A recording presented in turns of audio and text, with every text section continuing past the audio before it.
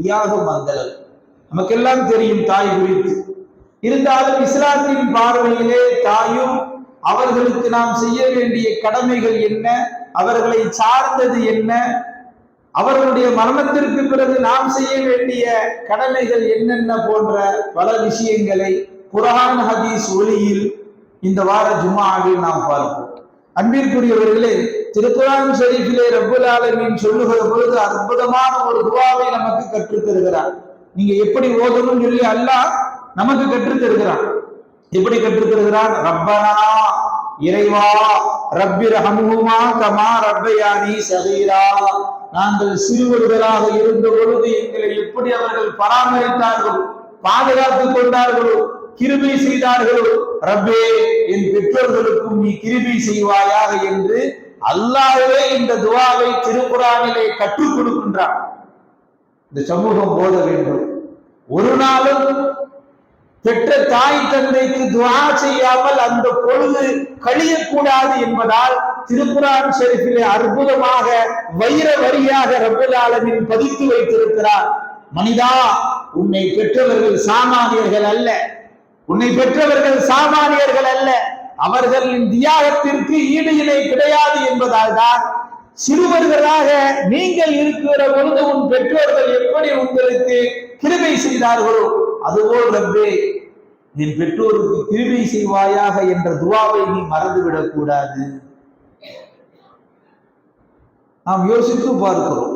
இப்போ உலகத்துல ஏன் அவ்வளவு தியாகத்திற்கு அவர்கள் சொந்தக்காரர்கள் என்று சொன்னால், அன்பிற்குரியவர்களே, அவர்கள் அந்த சுமக்கக்கூடிய அந்த 10 மாசம் உலகத்துல நான் அதை செஞ்சேன், இதை செஞ்சேன், அப்படி பண்ண, இப்படி பண்ண, அந்த சாதனை பண்ண, இமயமலையிலிருந்து குதிச்சேன், உலகத்தில் எவ்வளவோ சாதனைகள் இருக்கலாம்.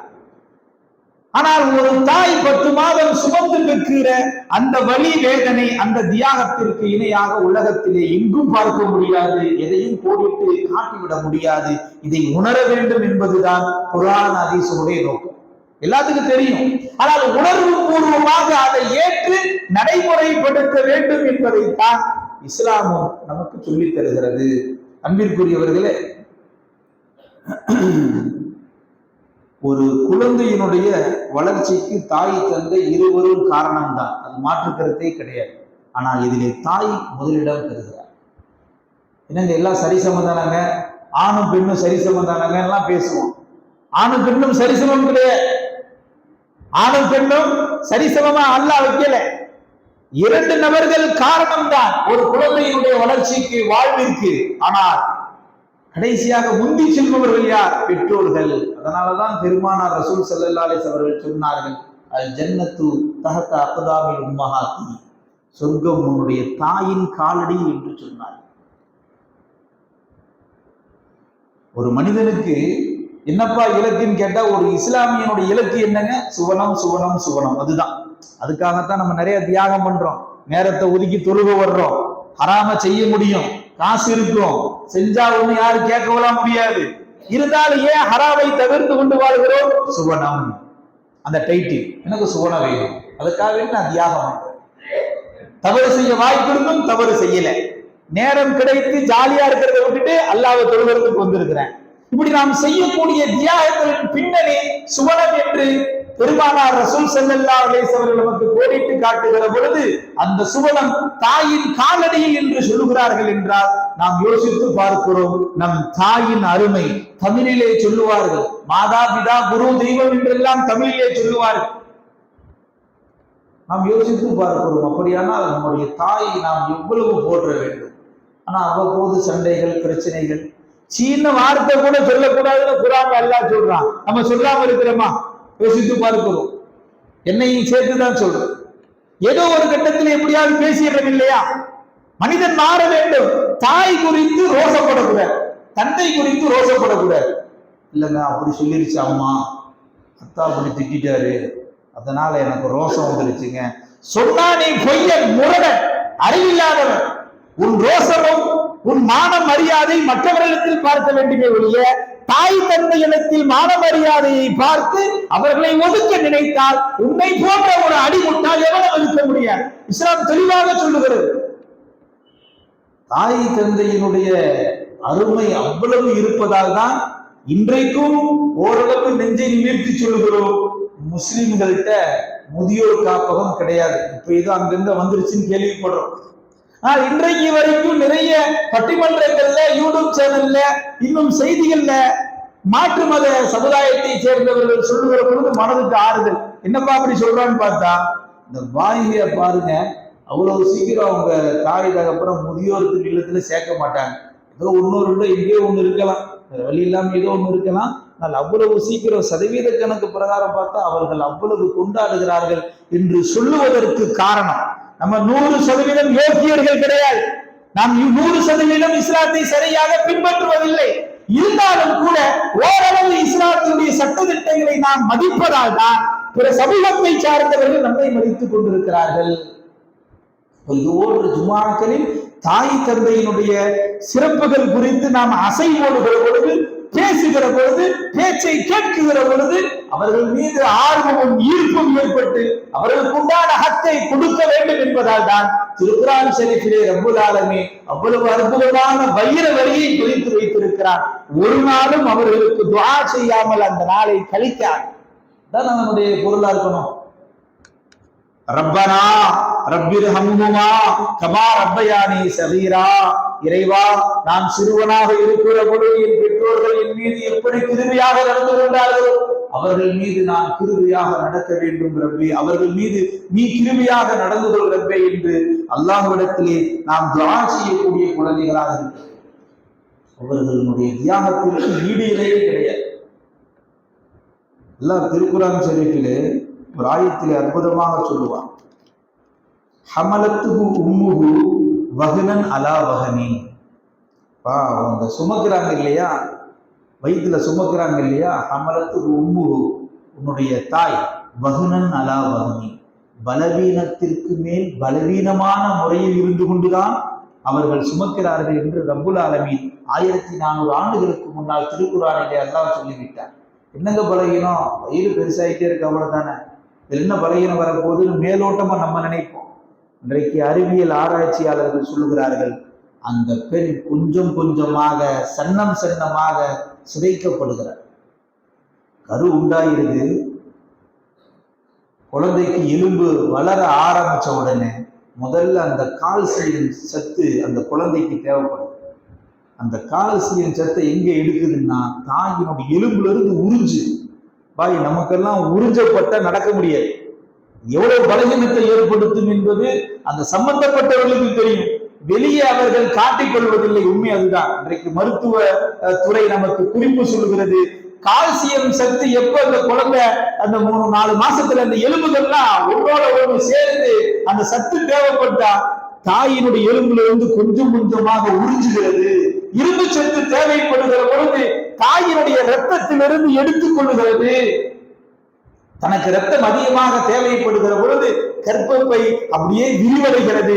கர்ப்பப்பை எப்பொழுது விரிவடைகிறதோ, ரத்தம் அதிகமாக குழந்தைக்கு பாய்ச்சப்படுகிறதோ, தாயினுடைய மூளைக்கு அந்த ரத்தம் போகிறதுல தடைபடுது. அதனாலதான் மயக்கம், வாந்தி, முதுகு வலி, இடுப்பு வலி, வயிற்று வலி. அறிவியல் ஆராய்ச்சியாளர்கள் சொல்கிறார்கள், அவர்கள் பிரசவ காலத்துல இதய துடிப்பு நார்மலா இருக்காது. நமக்கு எப்படிங்க நார்மலா இருக்குது இதய துடிப்பு, அவர்களுக்கு அதிகமாக இருக்கும். அதனால்தான் ஒரு பெண் குழந்தை பெற்றெடுக்குகிற பொழுது அதை வர்ணித்து சொல்லக்கூடிய ஒரு அறிஞன் சொன்னார், மரணத்தினுடைய வாசல் வரை சென்று மரணத்தை தொட்டு பார்த்து விட்டு திரும்புகிறாள். அதனாலதான் தமிழ்ல சொல்லுவாங்க பண்டைய காலத்தில், மறு ஜென்மம் எடுத்தவர். குழந்தை பெற்றெடுக்கிற டெலிவரி இன்னைக்கு சர்வ சாதாரணம் ஆயிடுச்சு. கருவி வந்துருச்சு. 11 மணிக்கு உள்ள அனுப்புற ஆபரேஷன் தியேட்டருக்குள்ள 11:30க்கு என்ன வருதுங்க, குழந்தை சிரிப்பு, அழுக சத்தமும் கேட்குது, தாயும் நல்லா இருக்கிறாங்கன்ற செய்தி நமக்கு வருது. இன்றைக்கு நவீன கண்டுபிடிப்பு கருவி, அல்ஹம்துலில்லாஹ்.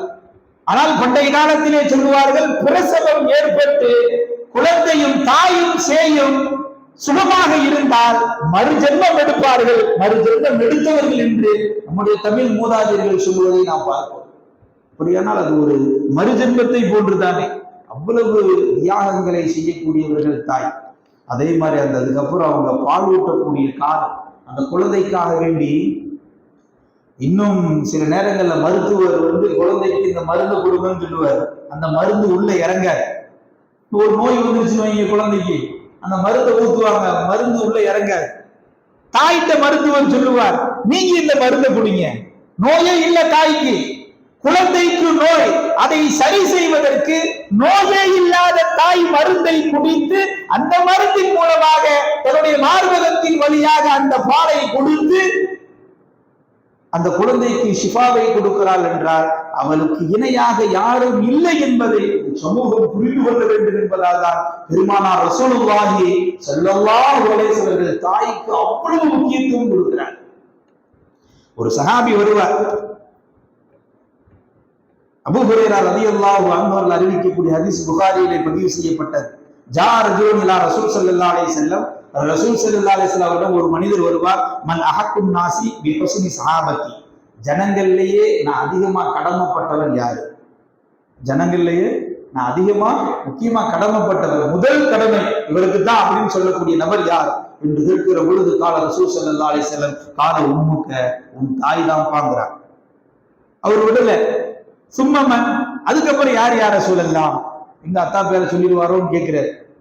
திரும்பவும் நபி ஸல்லல்லாஹு அலைஹி வஸல்லம் கால உம்முக்க, உன் தாய் தான்.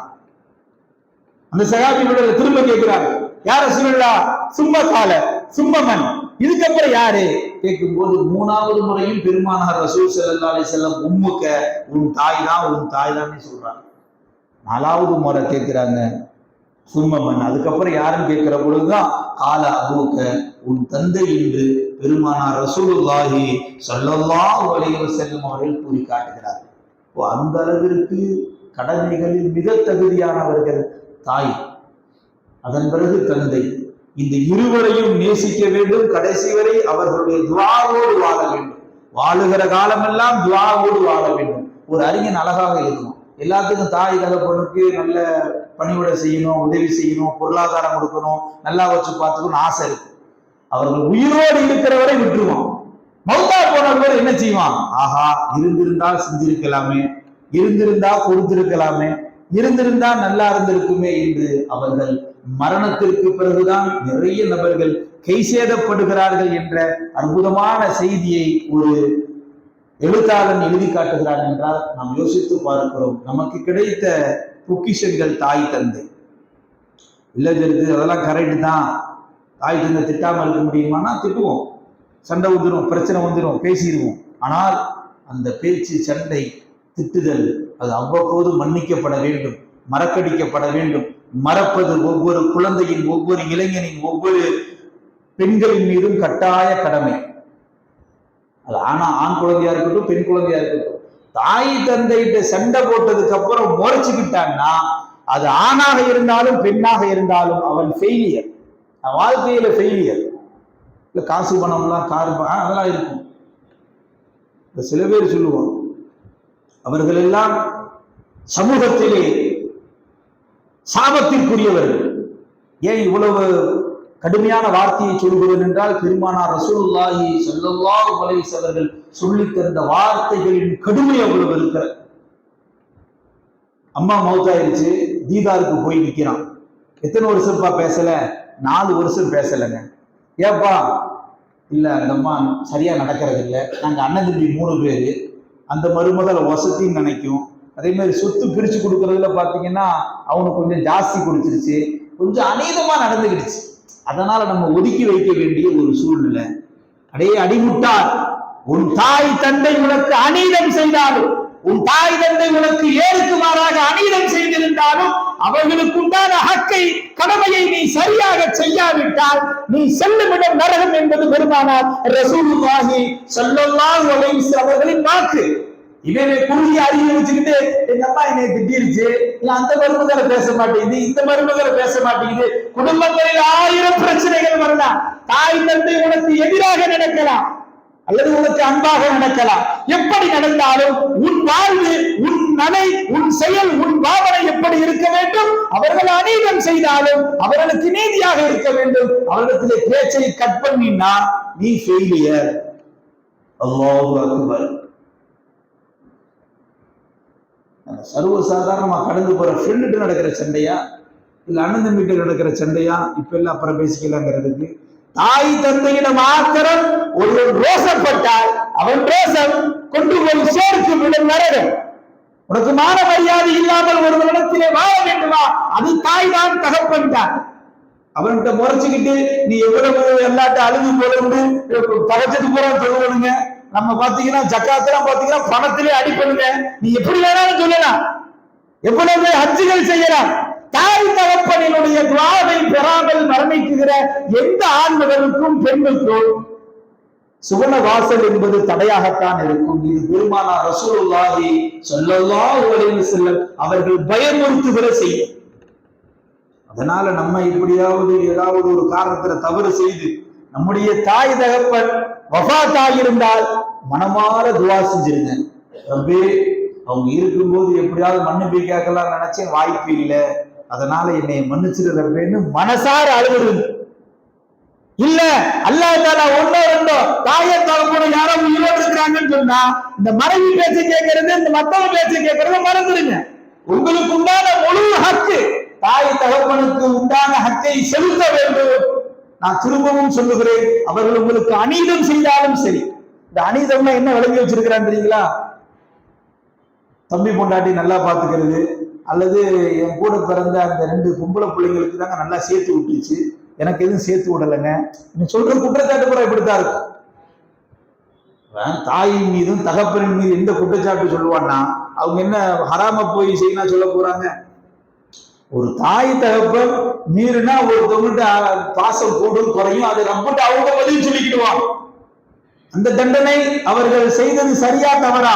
தாய் தகப்பனுக்கு கூலி கொடுப்பது ரப்பு. ஒரு மகனாக தாய் தந்தைக்கு தண்டனை கொடுப்பதற்கு அருகதையற்றவர்கள் தான். நம்ம எல்லாம் தண்டனை எல்லாம் கொடுக்க கூடாது. ஒதுக்கி வைக்கிறேன் தாய் தகப்பனை, தாய் தகப்பன் வாசல்ல மிதிக்க மாட்டேன்னு சொன்னா முதல் செய்தியை உன் வாழ்க்கையில் நீ நிகழ்த்துகிறாய்.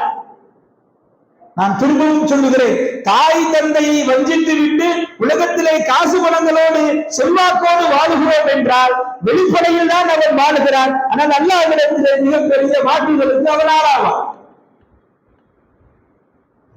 நபி ரசூலுல்லாஹி ஸல்லல்லாஹு அலைஹி வஸல்லம் அவர்கள் அவ்வளவு முக்கியத்துவம் கொடுக்கிறார்கள் தாய் தந்தைக்கு. இறந்துவிட்ட தாய் தந்தையா துஆ செய்து கொண்டே இருங்க. இருக்கிற தாய் தந்தையா சண்டை வரும், சண்டை வராம இருக்காது, மனுஷன் தானங்க. அல்லாஹ் குர்ஆன்ல சீன் கூட சொல்லாதுன்னுட்டான். சீனு சொல்லாத ஆள் இருக்குமா? நம்ம மனசுல கை வச்சு பாருங்க. நான் முதல் கொண்டு தான் சொல்றேன், ஏதோ ஒரு கட்டத்துல பேசிடுறேன் இல்லையா? பரிகாரம் என்னங்க? சரணடைஞ்சிடணும், காலில் விழுந்துடணும். உடனே காலில் விழுந்துடணும் என்ன கும்பிட சொல்றீங்களான்னு கேட்டாரு. சரணடைஞ்சிடணும். எப்படி சரணடையணும்? ரப்பே, என் தாய் என்ன செஞ்சாலும் எனக்கு அநீதம் செய்தாலும் நான் என்ன செய்வேன்? நீதமாக நடந்து கொள்வேன். இது திருக்குர்ஆனில் அல்லாஹ் கற்றுத்தருகிற அற்புதமான வைர வரிகள். இப்ராஹிம் அலைஹிஸ்ஸலாத்து வஸ்ஸலாமுடைய தந்தை சிறுக்கு வச்சார். சிறுக்கு வைக்கிற தந்தைக்கு இவங்க எப்படிதான் சொல்லுவாங்க? சலாமும் என்ற வார்த்தையை சொல்லித்தான் அவங்கள்ட்ட பேசுவாங்க. உங்களுக்கு நான் அல்லாஹ்ட்ட துஆ செய்றேன், அல்லாஹ் உங்களுக்கு நேர் வழி காட்டட்டும், இப்படித்தான் செய்வாங்களே ஒழிய ஒரு சிறுக்கு வச்சிட்டாரு, ஒரு குஃபுர் வச்சிட்டாரு, குறுக்கு வச்சிட்டாரு என்ன செய்யறது இல்ல. தாய் தந்தையை ஒதுக்குவதற்கோ அவர்கள் விஷயத்திலே தீர்ப்பு வழங்குவதற்கோ அவர்கள் கெட்டவர்கள் என்று சொல்லுவதற்கோ ஒரு தலையனுக்கு தகுதி கிடையாது, கடைசி வரை தகுதி கிடையாது. அவங்க அப்படி படுத்தினால நான் ஒதுக்கி வச்சிருக்கேன் பேசுறதுன்னு சொல்லுவதற்கு உனக்கு தகுதி இல்லை. இஸ்லாம் அந்த அதிகாரத்தை உங்க கடைசி வரை கொடுக்கல. அதனால தாய் தந்தை விஷயத்திலே மிக கண்டிப்பாக எவ்வளவு மறைமுகமாக அவர்களிடத்திலே நல்லவர்களாக நாம் நடந்து கொள்ள வேண்டுமோ அவ்வளவு தூரம் மறைமுகமா அவருக்கு நடந்து கொள்ள வேண்டும். ஒய்ஃபே சொல்லணும், உதாரணத்துல இன்னும் அவங்களுக்கு அதிகமா செலவு செய்யாதீங்கன்னு சொன்னா திருட்டுத்தனமாக பெண்ணுக்கு கொடுக்க வேண்டியதை கொடுத்து விட்டு தன் தாய் தகப்பனுக்கு நிரப்பமாக செய்து கொண்டே இருக்க வேண்டும். இதுல மாற்று கருத்து கிடையாது. என்ன கருத்து? அப்படியான்னா முதல்ல அங்கேயேதான் ஃபர்ஸ்ட். ஒண்ணும் இல்ல, ஒரே ஒரு ஹதீஸ் சொல்றேன் பாருங்க. இதுவரைக்கும் தாயை பத்தி பேசினேன், தந்தையை பத்தி சொல்றேன். உமரே ஃபாரூக் ரலியல்லாஹு அன்ஹு அவர்கள் அறிவிக்கக்கூடிய ஹதீஸ். நபி ஸல்லல்லாஹு அலைஹி வஸல்லம் அவங்கள்ட்ட ஒருத்தர் வருவார். யா ரசூலல்லாஹ், அல்லாஹ்வின் தூதரே, நான் பாக்கெட்ல காசு வச்சுட்டு போயிடுறேன். வேலைக்கெல்லாம் போய் நல்லா சம்பாரிச்சு பாக்கெட்ல காசு வச்சுட்டு வீட்டுல ஹேங்கரை தொங்கிட்டு போயிடுறேன். நைட்டு தூங்கிட்டு காலைல எழுந்து ஹேங்கரை தூக்கினா காசு கம்மியா இருக்கு. யாரா தூக்குறான்னு பார்த்தா தகப்பேன். அத்தை அடிச்சுட்டு போயிடுறாரு. அத்தை என்ன செஞ்சிடறாரு? வீட்டுக்கு எடுத்து செலவழிச்சுட்டு போயிடுறேன். நான் போய் வெளியே அவமானப்பட வேண்டியதா இருக்கு. இதெல்லாம் ஒரு அவமானம் தானே, சங்கடப்பட இதெல்லாம் வரும். தாய் தகப்பன்ட்ட இருந்து இந்த பிரச்சனை எல்லாம் வந்தா தானுங்க மகன் எவ்வளவு செஞ்சிருப்போம், எத்தனை தடவை போயிருப்போம், எத்தனை தடவை யூரின் போயிருப்போம், ஆய் போயிருப்போம். இதையெல்லாம் நினைத்தாதான் தாய் தகப்பனின் மீது அன்பு வரும். அப்போ அவர் சொல்றாரு, யார சூழல்லாம் காசை தூக்கிட்டு போயிடுறாரு, அவர் கொஞ்சம் கூட்ட அட்வைஸ் பண்ணுங்க அப்படின்னு.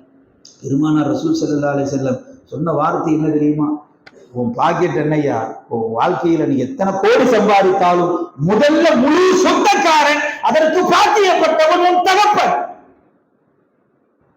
உன் தகப்பன் முழு அதிகாரம், முழு பொறுப்பு. நீ சம்பாதிக்கக்கூடிய எத்தனை ஆயிரம் கோடியா இருக்கட்டும், அதற்கு முழு பொறுப்பு யாருதாங்க? தகப்பனுக்கு தான் சொந்தம். அதன் பிறகுதான் உனக்கே என்று சொல்லி பிறகு அவரை அனுப்பி வைத்து விட்டு தகப்பனை கூட்டு பெருமானார் ரசூல் ஸல்லல்லாஹு அலைஹி வஸல்லம் அவர்கள் சொல்லுவார்கள், முழு தகுதியும் பொறுப்பும் இருந்தாலும் அவனுக்கு என்று சில ஹக்குகள் இருக்கிறது அல்லவா, அவரிடத்துல கேட்டோ அல்லது தெரியப்படுத்தி எடுத்துக்கொள்ளலாமே என்று அற்புதமான முறையில் உபதேசம் செய்து வழி அனுப்பி வைத்தார்கள் என்றால் நாம் யோசித்து பார்க்கிறோம். நம்முடைய அத்துணைக்கும் பொறுப்பு தாய் தந்தையும் தான். அதனால சண்டைகளும் சச்சரவுகளும் அவ்வப்போது வந்து செல்லும், பிரச்சனைகள் வரும், வேதனைகள் வரும். நம்மளை போட்டு சில நேரத்துல வயசான தாய் போய் உருட்டி எடுத்துருவாங்க. நம்மள்கிட்டயே காசை கொடுக்குற மாதிரியே தெரியும். அண்ணன் மேல ரொம்ப இறக்கப்படுற மாதிரி இருக்கும். இந்த வீட்டுல ஒரு 2-3 பேர் இருந்து ஒருத்தனுக்கு மட்டும் அந்த தாய் கொடுக்க ரொம்ப ரொம்ப கஷ்டப்படுறாப்பா, அவன் ரொம்ப சிரமப்படுறாப்பான்னா அடுத்த கோபம் வந்துடும்.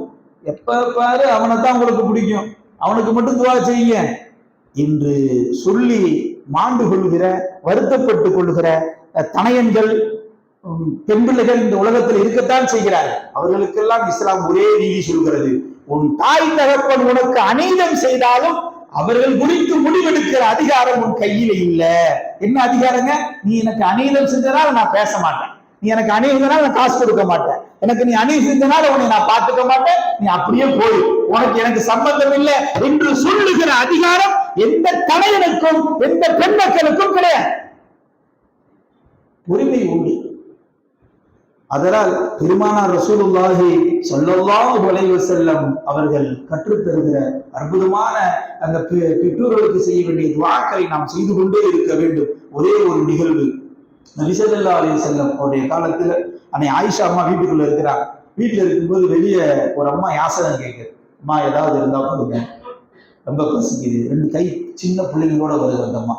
ஆயிஷா நாயகி பார்க்குறாங்க, 3 பேர் இருக்கிறாங்க, 2 கை குழந்தைங்க, ஒரு அம்மா. 3 பேரிச்சம்பழத்தை எடுத்து கையில கொடுக்குறாங்க, கிட்டமா சாப்பிட்டுக்கோங்க. எங்களுக்கே வறுமை இருந்தாலும் கொடுக்குறாங்க.